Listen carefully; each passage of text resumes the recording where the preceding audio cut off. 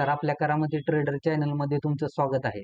आज आपण swing trading करत असताना टार्गेट भेटल्यानंतर एक्झिट का करावं या विषयावरती आज चर्चा करणार आहेत. आणि बरेच लोक बोलतात की मार्केटमध्ये पॅटर्न हे काम करतात का? तर त्याविषयी पण आपण चर्चा करणार आहे. जर तुम्ही पॅटर्न हायर टाइम फ्रेमला जर वापरले, यूज केले, एनालिसिस केलं, तर ते तुम्हाला चांगले रिझल्ट देतात. हे आज व्हिडिओमधून तुम्हाला कळून जाईल. तरी स्विंग ट्रेडिंग करत असताना ज्यावेळेस आपण एखाद्या स्टॉकमध्ये एंट्री घेतो, त्यावेळेस आपलं टार्गेट आणि स्टॉप लॉस हे ठरलेलं पाहिजे. जर आपलं टार्गेट भेटल्यानंतर आपण त्यावेळेस आपला 70% टू 80% प्रॉफिट बुक केलं पाहिजे. कधी-कधी काय होतं, की तो स्टॉक करेक्शनला येतो अ, आणि आपण ते करेक्शन फिबोनाचीने कॅल्क्युलेट करतो. 50% 60% कधी-कधी तो करेक्शन देतो.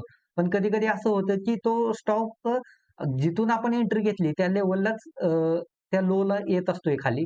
त्याच्यामुळं मग आपल्याला वाईट वाटतं, की यार आपण त्यावेळेस टार्गेट आपण बुक करायला पाहिजे होतं. आपलं प्रॉफिट बुक करायला पाहिजे होतं.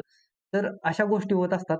तर त्याचं एक्झाम्पल आपण बघणार आहोत. विप्रोचा स्टॉक आहे. त्याची पाठीमागची हिस्ट्री बघणार आहोत आणि आत्ताची करंटची हिस्ट्री त्याचा जो चार्ट आहे त्याच्याशी आपण मॅच करणार आहोत. तर त्याचं एक्झाम्पल आपण जाऊन बघू आता. विप्रोचा जो वन डेचा चार्ट आहे तो आपण बघणार आहे. त्याचा अनालिसिस आपण बघणार आहे.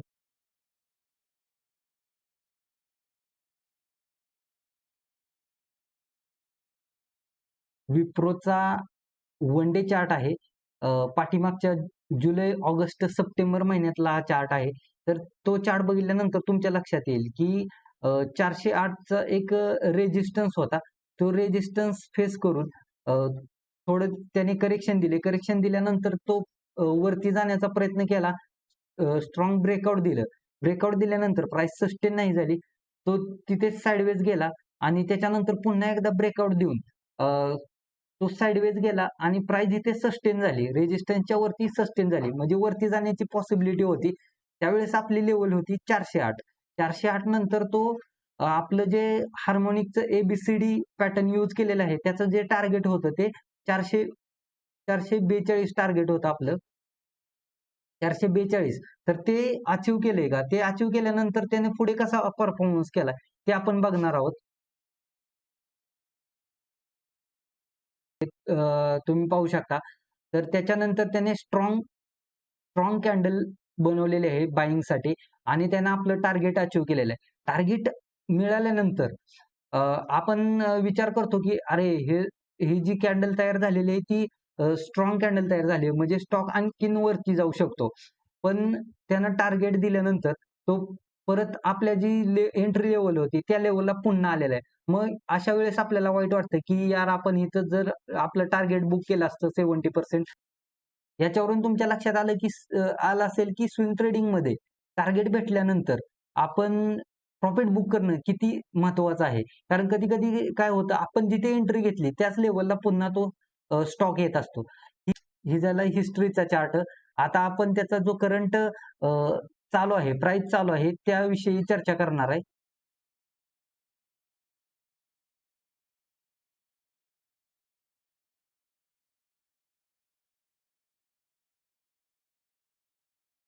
विप्रोचा हा वीकली चार्ट आहे. हा चार्ट पाहिल्यानंतर तुमच्या लक्षात येईल, की याने बॉटमला एक हेड अँड शोल्डर पॅटर्न तयार केलेला. हेड अँड शोल्डरचं ब्रेकआउट त्याने स्ट्राँग कॅन्डलने दिलेलं आहे आणि प्राइस रिटेस्ट झालेली आहे. तर ती जी लेव्हल होती आपली 465 ला ज्यावेळेस आपण एनालिसिस केलं त्यावेळेस 465 ला स्टॉक होता. तर त्याचं आता करंटचं एनालिसिस आपण जाऊन बघणार आहे. जर तुम्ही करंट त्याचा चार्ट बघितला विप्रोचा, तर त्याने ब्रेकआउट दिल्यानंतर रिटेस्ट केलेलं आहे. सॉरी. हां, ब्रेकआउट दिल्यानंतर रिटेस्ट केलं आणि त्यानं आपलं टार्गेट अचीव्ह केलं. आता ही जर कॅन्डल तुम्ही पाहिली, तर तुमच्या लक्षात येईल की त्याने किती आपल्याला वाटतं की अजून तो स्टॉक वरती जाऊ शकतो. ही जर कॅन्डल पाहिली तुम्ही तर वाटेल की आपलं टार्गेट देऊन तो अजून वरती जाऊ शकतो. नाही, पण त्यानं काय केलं, आपलं टार्गेट दिल्यानंतर तो अ, खाली आलेला आहे स्टॉक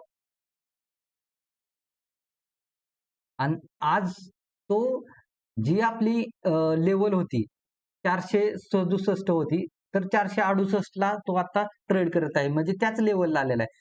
तर याच्यातून काय शिकता येईल, की स्विंग ट्रेडिंग करत असताना ज्यावेळेस आपलं टार्गेट मिळतंय, त्यावेळेस आपण 70% टार्गेट प्रॉफिट बुक केलं पाहिजे आणि त्याच्यानंतर कधी-कधी काय होतं, की स्टॉक थोडेसे करेक्शन करतात आणि वरती जातात. तसेच वरती जातात. तर त्याचं एक दुसरे एक्झाम्पल आपण बघू शकतो, की झायडस लाईफ सायन्स म्हणून आहे. झायडस लाईफ सायन्सचा हा वीकली चार्ट आहे. तर हा चार्ट पाहिल्यानंतर तुमच्या लक्षात येईल, की त्याने वीकली टाईम फ्रेममध्ये कप अँड हँडल फॉर्मेशन केलेलं आहे. हँडलचा ज्यावेळेस ब्रेकआउट केला, त्यावेळेस ब्रेकआउट केला म्हणजे हा स्टॉक आता वरती जाऊ शकतो. तर त्याचा एनालिसिस काय सांगतं आपण बघूया.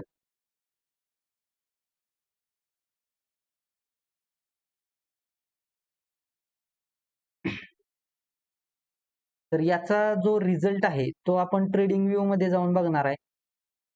तर हा चार्ट पाहिल्यानंतर तुमच्या लक्षात येईल, की त्याने ब्रेकआउट देऊन थोडी प्राइस सस्टेन झालेली आहे 2 वीकसाठी आणि त्याच्यानंतर तो सरळ वरती गेलाय. समजा आपलं 700ला एंट्री असेल, तर आपलं टार्गेट असेल 900चं. तो तो 900ला टच झाल्यानंतर तिथून समजा आपण इथे प्रॉफिट बुक केलं आणि त्याच्यावरती आणखीन प्राइस गेली, तर आपल्याला मग ते वाईट वाटतं, की मी आधीच बुक केलं. तर प्रत्येक स्टॉकमध्ये एंट्री घेतल्यानंतर टार्गेट बुक करणं किती इम्पोर्टंट आहे. कधी-कधी काय होतं, असा एखादा स्टॉक असतो, की तो पूर्ण आणखी वरती जातो. मग आपल्याला वाईट वाटतं.